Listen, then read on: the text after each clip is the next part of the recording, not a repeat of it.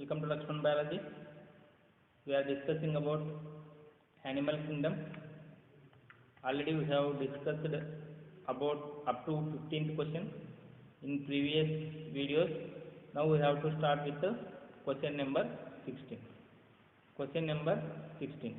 In question number 16 they have given that which of the following is a character of phylum Archaehelminthes.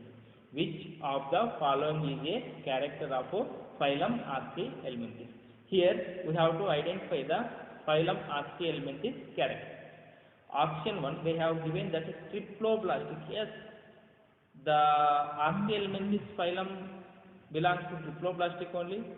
Bilateral symmetry. Yes, Archaehelminthes animals belong to bilateral symmetry only. Bilateral symmetry means body can be divided into two equal parts with only one plane which passes through the central axis. Next, segmented. Segmented is wrong. Archaehelminthes animals not contain segmentation. Segmentation means body externally and internally divided into different segments, equal parts. That segmentation is absent in Archaehelminthes. Hence, option 1 is not our answer. Next, if you observe the option 2, first triploblastic.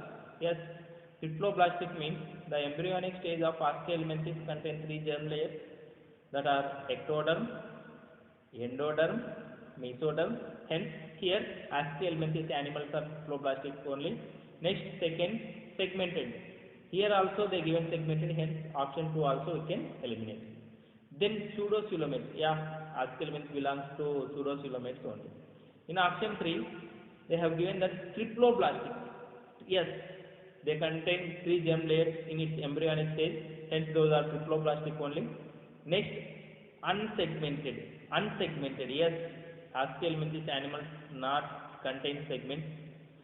Unsegmented also correct. Pseudocoelomates. Yes, they are belongs to pseudocoelomates. They contain false coelom. Hence, option 3 is also correct answer for the question number 16. Option 3 is correct answer for the question number 16. After the completion of question number 16, we have to discuss about the question number 17. Question number 17. In Platyhelminthes, digestive system is incomplete because in Platyhelminthes digestive system is incomplete because here if you observe the Platyhelminthes animals, these Platyhelminthes animals also called as flatworms. Flatworms. The digestive system of Platyhelminthes contain only one opening that acts as both mouth and anus. Both mouth and anus. When only one opening is present in the digestive tract, that are called incomplete digestive system animals. In option 7, option 1 they have given that it has suckers and hooks in parasitic form. Yeah, the Platyhelminthes is parasitic organism. Parasites means they will take food and shelter from the another animals. Parasitic forms of Platyhelminthes contain hooks and suckers for attachment, but there is no relation between the incomplete digestive system and hooks and suckers. In option 2, they have given that absorb food from the general body surface. Yeah, few types of Platyhelminthes animals which lives in digestive tract absorb the digested food from the body. That is also correct, but not related to incomplete digestive system. Hence, option 2 also not our answer. In option 3, they have given that it has only one opening. Yeah, digestive system of Platyhelminthes contain only one opening, that is mouth, and that only acts as both mouth and anus. That serves as both mouth and anus. Hence, those are called as incomplete digestive system animals. Option 3 is correct for question number 17. Next, question number 18. Digestive system is first completed in which phylum? In last question, we have discussed that what is incomplete digestive system means which contain only one opening. If digestive system contain only one opening, those are called incomplete digestive system animals. Here they have asked the question which phylum. Okay, digestive system is first completing which phylum. That is the question.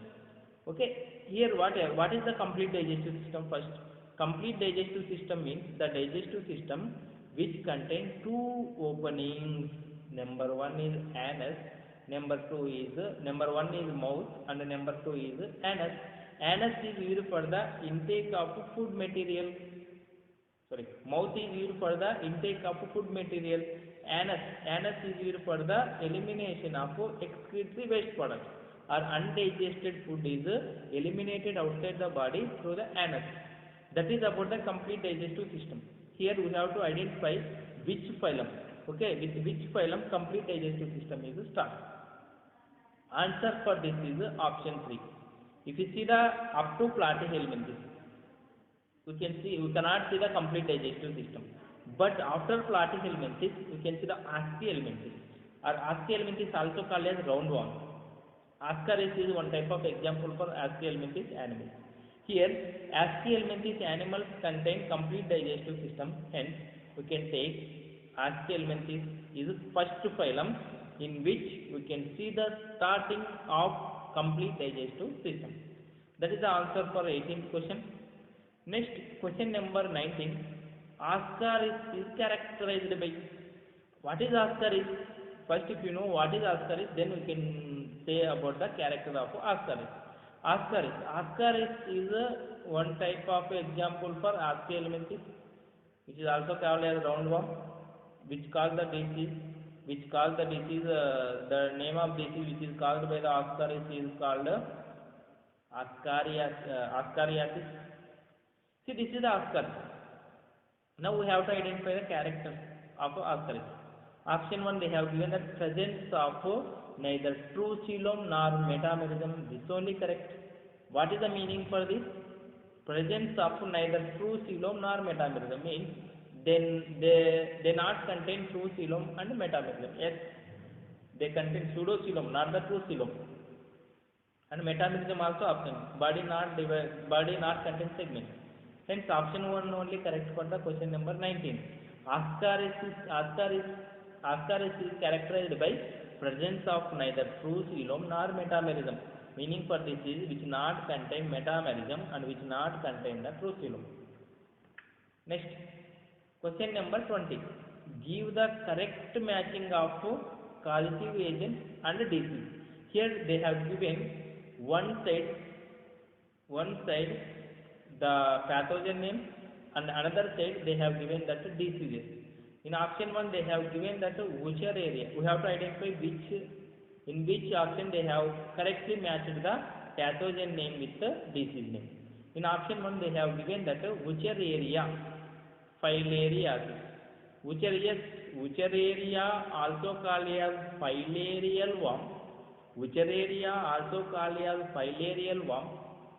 This is the Wuchereria, which belongs to phylum Ascihelminthes. Wuchereria belongs to phylum Ascihelminthes, which lives in the lymph vessels of human beings. Because of that, we can see the swelling of limbs like elephant leg. Hence, this Wuchereria disease, that is filariasis, also called as elephantiasis. Here, option 1 they have correctly matched with their pathogen and disease name. Hence, option 1 is correct answer. In option 2, they have given that Anopheles malaria. Malaria is caused by Plasmodium species. Plasmodium vivax, Plasmodium malariae, Plasmodium falciparum. That are the pathogens which cause the malaria. But here they given Anopheles. Anopheles is one type of mosquito which can spread malaria from one person to another person. But this Anopheles is not the pathogen which causes malaria. Malaria is caused by Plasmodium. Next, in option 3, they have given that Glossina, sissy fly, Kala Ajar. Kala Ajar is the disease which is caused by the Leishmania, not because of Glossinia. Hence, option 3 also wrong answer. Option 4, Leishmania, sleeping sickness. Sleeping sickness not caused by the Leishmania. This Leishmania will cause the Kala Ajar. In option 4, they have given the Kala Ajar pathogen name. But Leishmania will not cause the sleeping sickness. Hence, option 4 also not our answer. Our answer is option 1, which area will cause the filariasis. That is about question number 20. Next, after the question number 20, we have to discuss about the question number 21. Syncytial epidermis found in. Syncytial epidermis found in. Syncytial epidermis. If you see the syncytial epidermis, meaning of syncytial epidermis means the epidermal cells, if epidermal cells contain more than one nucleus present in epidermal cells, then that condition is called as syncytial epidermis. This syncytial epidermis we can observe in the ascaris. Good. Ascaris is an example for the animal which contains the syncytial epidermis. Next, question number 22. Metamerism is the characteristic of. Metamerism is the characteristic of. Metamerism.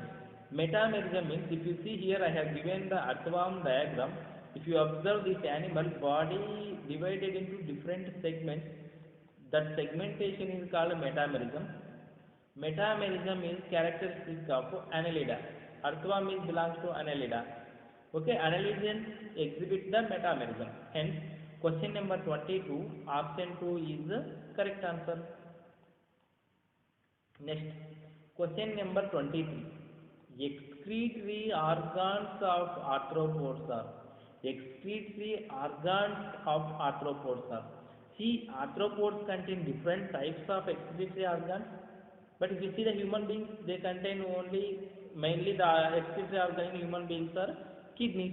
Like kidneys, the arthropods contain different types of excretory organs.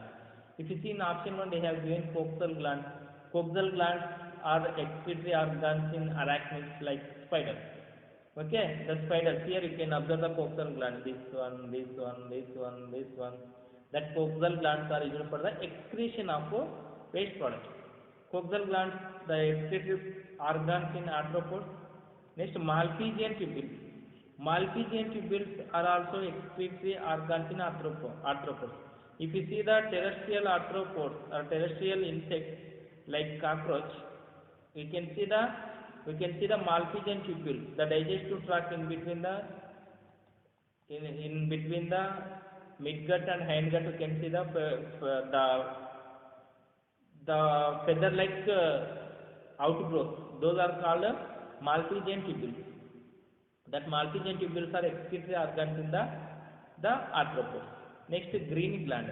Green gland also called as antennal gland. This green gland or antennal gland we can observe in the arthropods like prawns.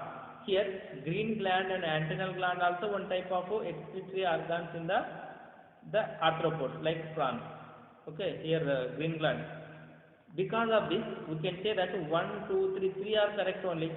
Hence, we have to select option 4. Why? Because in option 4, they have given that all of the above. Option 4 is our answer. Next, question number 24. The first segment of annelids is. If you see annelids exhibit the segmentation. Here, I have given earthworm diagram which contains segments. Hence, the segments are present in annelids. They ask the question, what is the name of first segment of annelids? Answer for that is peristomium. Okay, see here, this is the peristomium, first segment. Okay, peristomium. There is one outgrowth is present at peristomium, that is called prostomium. But first segment name is peristomium. That is about the question number 24.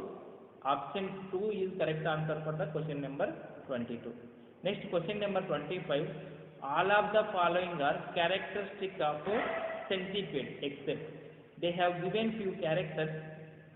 All characters are belongs to centipede only. This is the centipede, which is poisonous animal. Except one character, we have to identify which character is not belongs to centipede. In option 1, they have given that it is nocturnal. Nocturnal means active at night time. Yes, centipedes are active at night time. And carnivorous. Carnivorous means, yeah, this is a carnivorous animal. It will eat small insects, another small insects. Next, in option 2, they have given that first pair of legs are modified into poisonous claws. Yes, first pair of legs are modified. Hence, option 2 also correct. In option 3, they have given that the presence of simple eyes. This is wrong. Centipedes not contain eyes. If they contain eyes, that is compound eyes only. Why? Because it belongs to arthropoda. Hence, in option 3, they have given simple eyes. Simple eyes we can't see in the centipede. Hence, option 3 is our answer. Option 3 is wrong. Wrong answer only we have to find. Hence, option 3 is our answer. Okay, that is about the question number 25. Option 3 is correct answer for the question number 25. Next, we have to discuss about the question number 26. In arthropods, the balancing organ is, if you see arthropods, the balancing organ in arthropods is statocyst. Statocyst act as balancing organ in arthropods. Hence, question number 26, option 3 is the correct answer. Statocyst is a balancing organ in arthropods. Next, question number 27. Arthropods can be characterized by all of the following except. Okay, they have given few characters of arthropods in the options, but three they given correct, but one is wrong. We have to identify what is that wrong one. First one, segmentation. First one is segmentation. Yes, in arthropods also you can see the segmentation.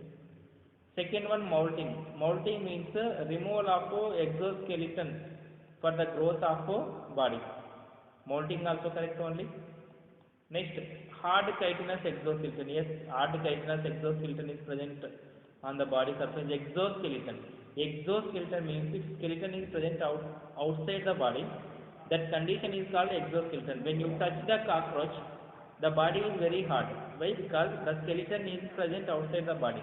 But if you see the human being, skeleton is present inside the body. Hence, human being skeleton is belongs to endoskeleton. But if you see the cockroach contains exoskeleton. Third option also correct only. Water vascular system. This character is wrong. The echinoderms like starfish. Echinoderms like starfish contain water vascular system.